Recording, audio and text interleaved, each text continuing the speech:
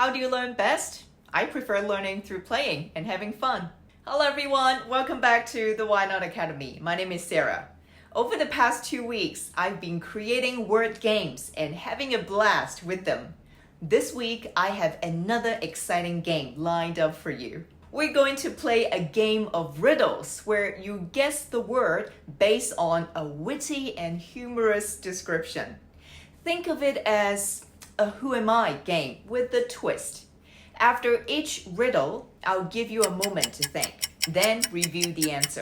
The main course is that I'll be explaining the witty vocabulary, advanced idioms, and figurative language used.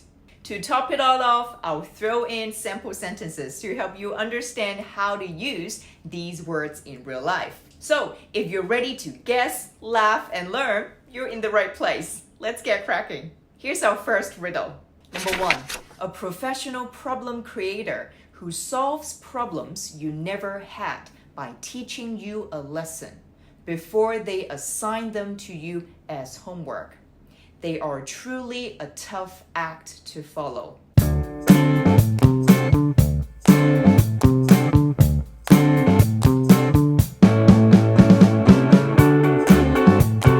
Did you guess teacher? The phrase teach you a lesson is an idiom that typically means to punish someone so they learn not to repeat their mistake. Here, it's used humorously because teachers literally teach lessons in class. An example? After I broke the window, my parents taught me a lesson by making me pay for the repairs. Another idiom is a tough act to follow. This means someone who is so good at what they do that it's difficult for others to match their performance. Here, it's used to describe how exceptional teachers are. For example, the previous manager was so efficient and well-liked. She's a tough act to follow. Now, why is it that teacher gives us so much homework when they probably don't want to grade it either? Number 2, a mouth mechanic who asks questions while their hands are in your mouth, ensuring you never lie through your teeth. They make sure you bite off more than you can chew with every visit.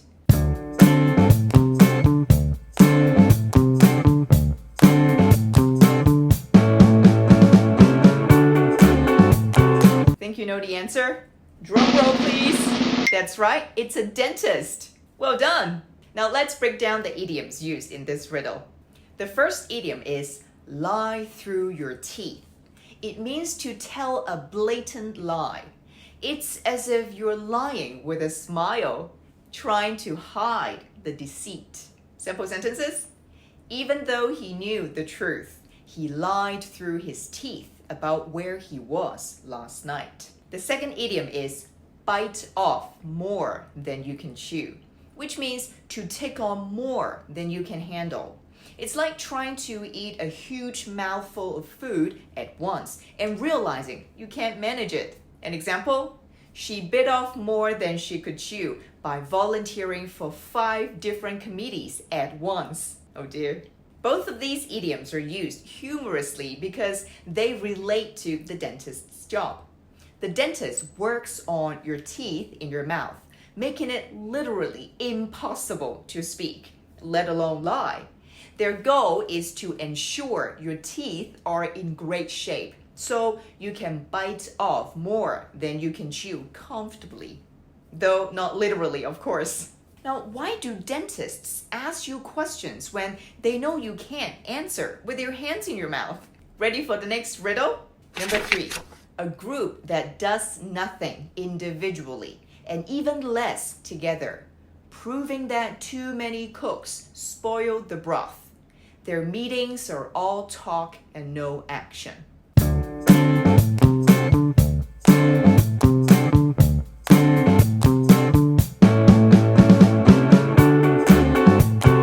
Think you know the answer? That's right, it's a committee. All right, let's break down the 2 idioms used. First of all, too many cooks spoil the broth means that when too many people are involved in a task, it can lead to confusion and poor results. Imagine if too many chefs were trying to make the same soup. It would probably turn out badly.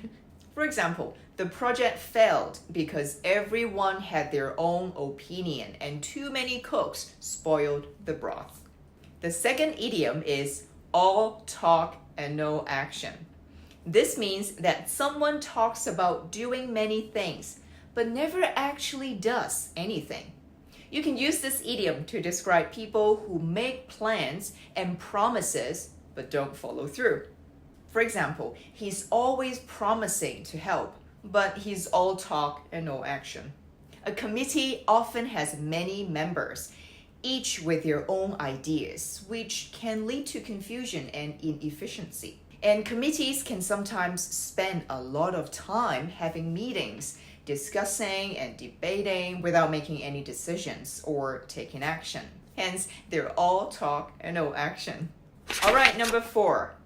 A number magician who makes your money disappear with just the stroke of a pen. Cooking the books to make sure money talks in mysterious ways.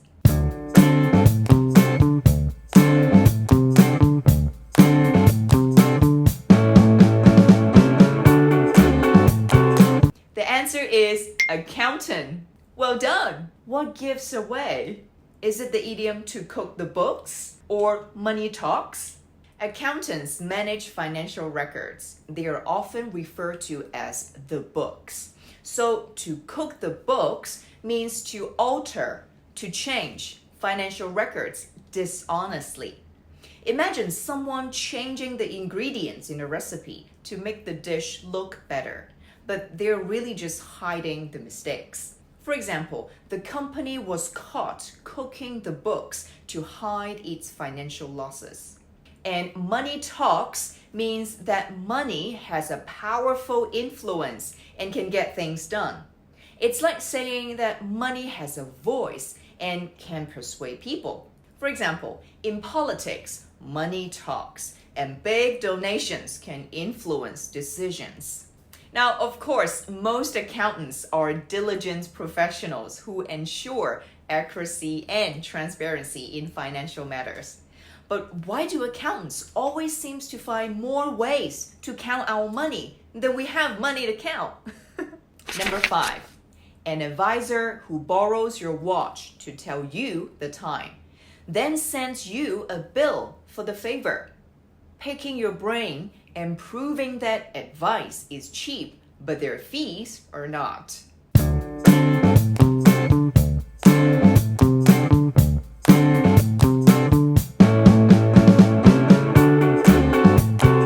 Did you guess consultant? Great job! To pick someone's brain means to ask someone knowledgeable for advice or information. Imagine plucking useful ideas directly from their mind. For example, I need to pick your brain about the best way to approach this project. And the expression advice is cheap means that giving advice doesn't cost anything and it's easy to offer, doesn't require much effort. It's the acting on it that matters. For example, he gives a lot of suggestions, but advice is cheap and he never helps with the actual work. There's a common misconception that consultants charge high fees for advice that people already know. Professional consultants, however, are supposed to give perspectives that are invaluable and insightful to people who might be blindsided and offer tailored, actionable recommendation and stay engaged to see them through. Though we might think consultants get paid so much to tell us what we already know, but how do they make it sound so much smarter? Number 6, a digital wizard who fixes problems you didn't know you had in a way you don't understand, making sure you're caught in a loop and always finding a new bug in the system.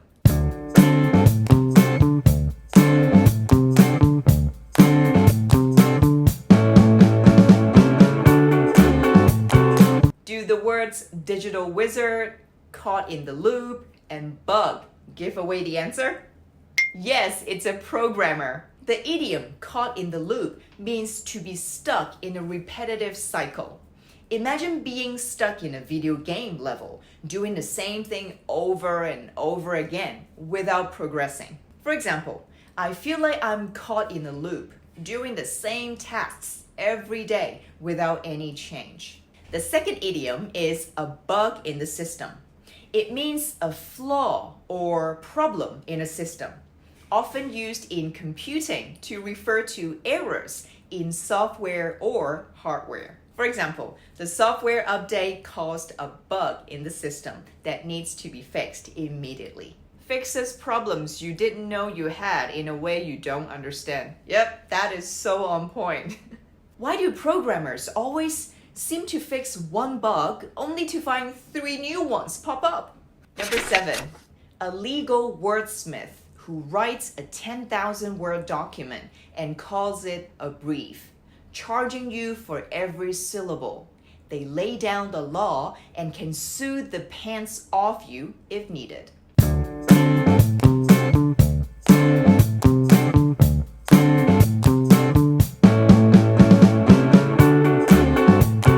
First of all, a wordsmith is a person who is skilled in using words. Anyone whose profession involves crafting language in a particularly artful or effective way. Lay down the law is an idiom which means to assert authority and establish rules in a stern manner. Imagine a strict teacher telling you exactly what to do and how to do it, leaving no room for questions. For example, the new manager didn't waste time.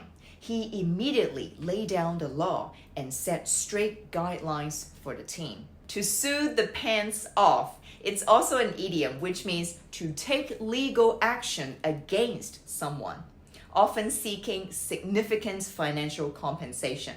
It paints a picture of someone being so thoroughly sued that they metaphorically lose their pants. For example, if you violate the contract, the company will sue the pants off you. Lawyers are indeed known for their detailed and lengthy documents, often charging for their time and expertise by the minute or even the word. And how is this anywhere near brief? They're lengthy as hell. I think the term brief, it's not about its length, but its purpose of briefing the court, I think. Number 8, a mind reader who listens to your problems, gives them names, and charges you for it, helping you navigate through Freudian slips and proving that mind over matter is key.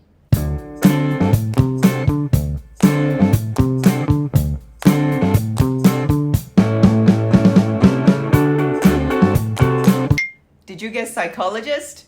The first idiom, Freudian slips, refers to an unintentional error in speech that is thought to reveal a person's subconscious thoughts or feelings.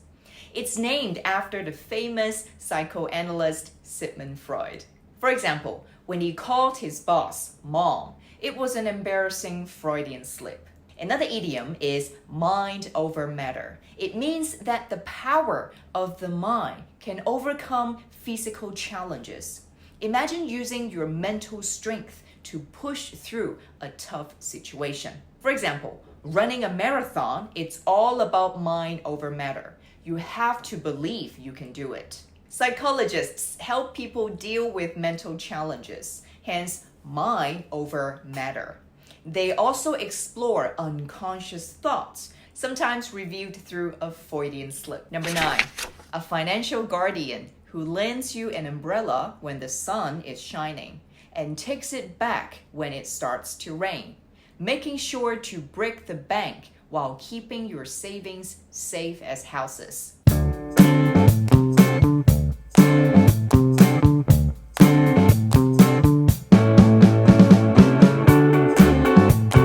If you said banker, excellent job. What gives? The first idiom we have, break the bank. It means to spend or cost all of one's money. Imagine spending so much that you empty your own bank account. For example, buying that luxury car will break the bank. So maybe we should consider something more affordable. The second idiom is safe as houses. This means very secure and reliable. It suggests that something is as secure as a well-built house. Your investment in government bonds is safe as houses. Why do bankers always seem eager to lend you more money when you're already loaded, but disappear when you actually need it? Go figure. Number 10, a handshake artist who shakes your hand before elections and your confidence afterward, specializing in making mountains out of molehills and handling every political hot potato while pulling the strings.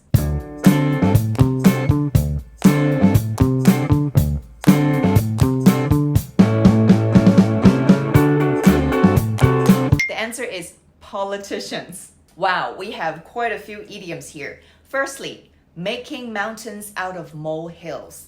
It means to exaggerate small problems and make them seem much, much bigger than they really are. For example, she was making mountains out of molehills when she complained about the tiny scratch on her car. Next, we have hot potato. This refers to a controversial issue or situation that is difficult to handle and often passed from one person to another to avoid responsibility. It's like a hot potato that no one wants to hold on to for long. For example, the tax reform bill has become a political hot potato that no one wants to deal with. Lastly, we have pulling the strings, which means to control or influence something or someone behind the scenes. Imagine a puppet master controlling a puppet with strings. The real power in the company is the vice president, who's always pulling the strings behind the scenes. It seems politicians always promise us the moon before elections, only to leave us starry-eyed afterward. All right, last but not least, see if you can guess this last riddle. Number 11, a health expert who cures your ills with pills and then with bills, reminding you that an apple a day keeps the doctor away. But sometimes you have to go under the knife.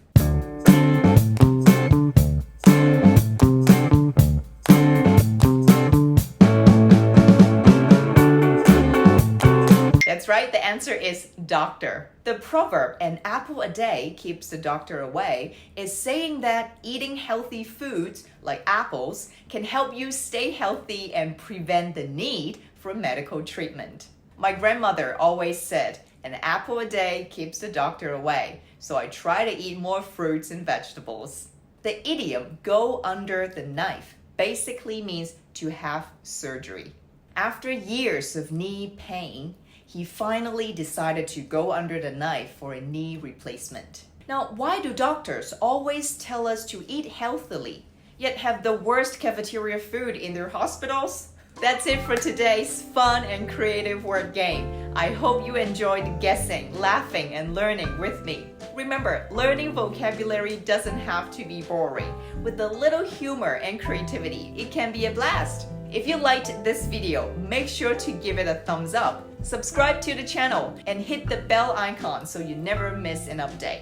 Also, don't forget to follow me on Instagram for more updates and stories. We've got more exciting and educational videos coming your way, so stay tuned and get ready to have more fun while learning. Let me know what other content would you like to see on this channel. Leave your suggestions in the comments below. Thanks for watching and see you in the next video. Bye!